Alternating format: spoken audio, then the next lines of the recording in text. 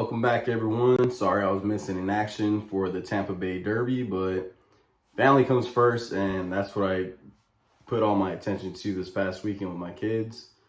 Had a pretty good weekend, a good set of days off, but today it's time to head back to work, so you'll be getting a different environment in my videos. But it's all right, we'll push through it. Today I'm going to go over my top 10. This is my top 10, my personal opinions on top 10 on who's going to win the Derby if I was going by today. So without further ado, let's get to it.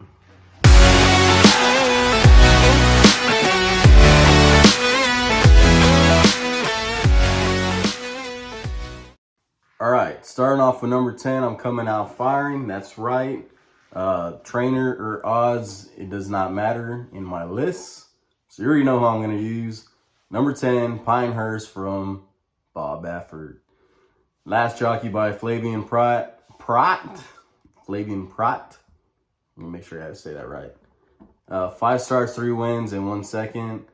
Last 4 Echo-based speed figures have been a 82, 82, a 102, and then of course in the UAE Derby, which he won, or what actually is called Al Rajhi Bank Saudi Cup Derby. Like I said, he won that one, so there was no available Echo-based speed figure for that since it was ran overseas. Baffert's dark horse, I think he is. I think if anyone's gonna probably have a more legit shot chance of making it to the Derby, it's gonna be him. It could be Messier too. There's been some rumors going around about how he might make it to the starting gate, but no one really knows because all these owners are loaded. They have plenty of money, so winning a Derby is probably not the top priority thing. They just want a horse, I guess. I don't know. I can't speak for them. Just whatever I think. But number 9, we're going to go with Tiz the Bomb. That's right. One that I had in the last prep race, but didn't show up. I completely forgot about the John Battaglia Memorial Stakes, and he went on to win that one. Trained by Kenny McPeak. Last jockey by Alex Atchard. 7 starts, 4 wins, and 1 second. And the last 3 Echo-based speed figures have been a 98, a 70, and 109. And yes, the 109 was the third race before prior race, I guess.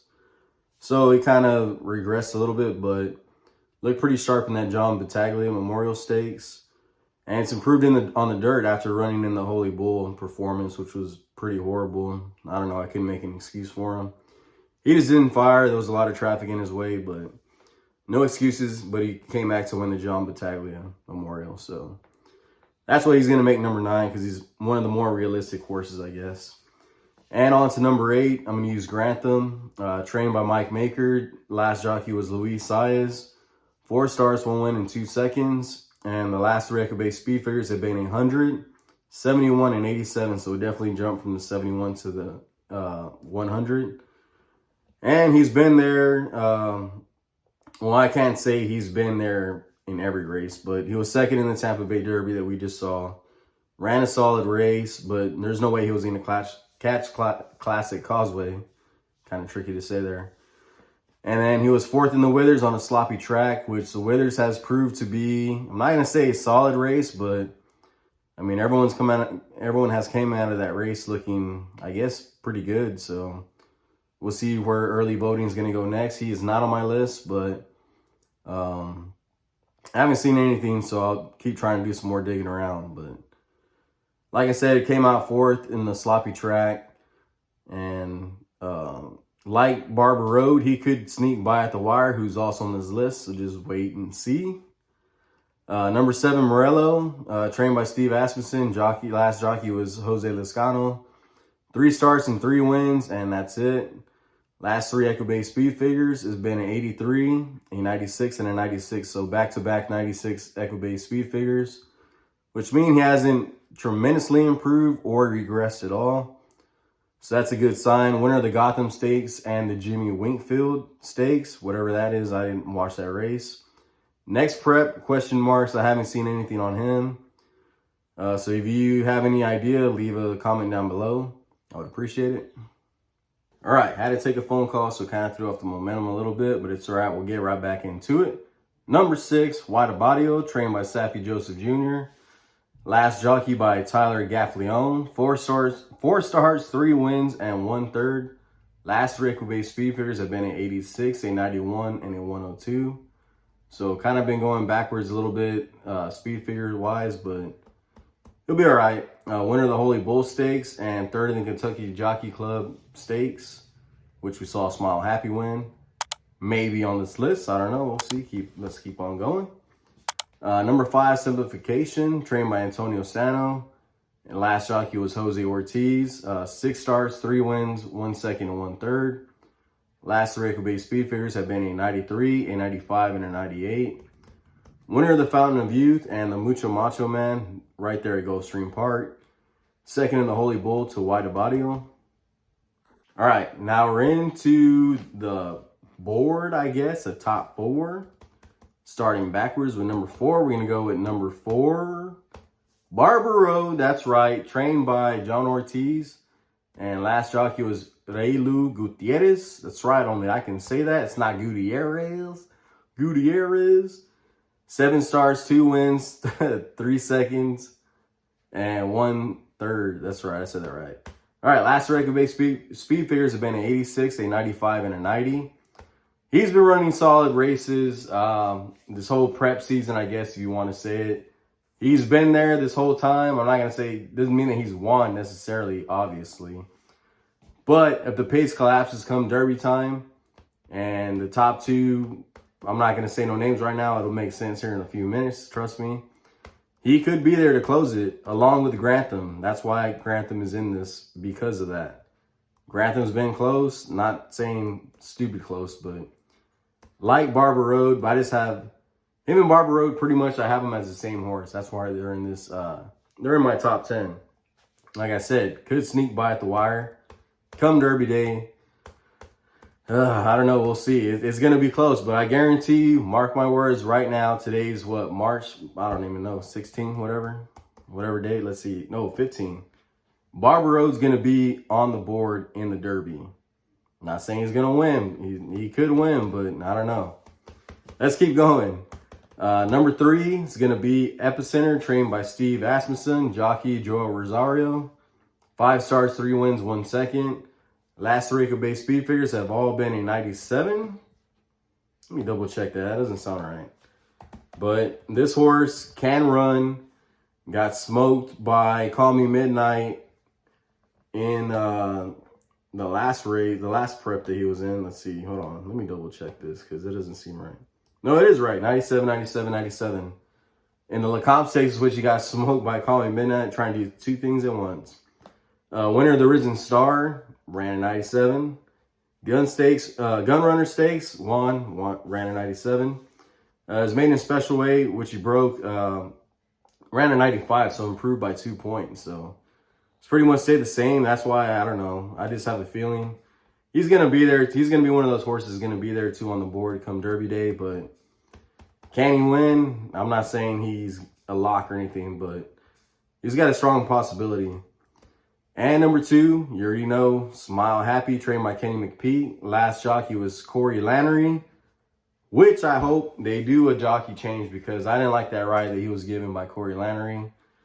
I don't know why he didn't move any sooner coming towards that second turn and coming down the stretch, but I don't know. That's not my horse. I would spend my money and do a major upgrade rider change. You ain't gonna get Irad, you ain't gonna get Jose Ortiz, but you can get someone. Someone's out there. 3 starts, 2 wins, and 1 second. Last record-based speed figures have been a 95, 100, and 93. Winner of the Kentucky Jockey Club Stakes on November 27. Ran second in the Risen Star at Epicenter, like I just mentioned. So, like I said, with the rider change, I think he's going to have a more realistic shot. No disrespect to Corey Lannery. He just gave a shit ride on him. It cost me money, and it's like everybody else. But, I mean, he could have helped increase the odds come Derby day, post time, so I don't know, we'll see. But if he stays on this horse, I'm not going to back him any more than I already have with my future bets and stuff. But we'll see. And on to number 1. Yeah, I haven't said it yet, so you probably already guessed who it's going to be. Forbidden King. Now, hell no, I ain't using that shit horse. But we're going to go with Classic Causeway #1. Trained by Brian Lynch. Jockey Irad Ortiz. That's right. Ortiz will win the Derby this year. Unless the Baffer gets in and my boy Johnny D shows up. That's Irad's dad, but I'm pretty sure he knows that. But anyways, 5 starts, 3 wins, 1 second, and 1 third. Last 3 acre-based speed figures have been a 104, a 92, and a 95. Now, 104 was ran this past weekend in the Tampa Bay Derby.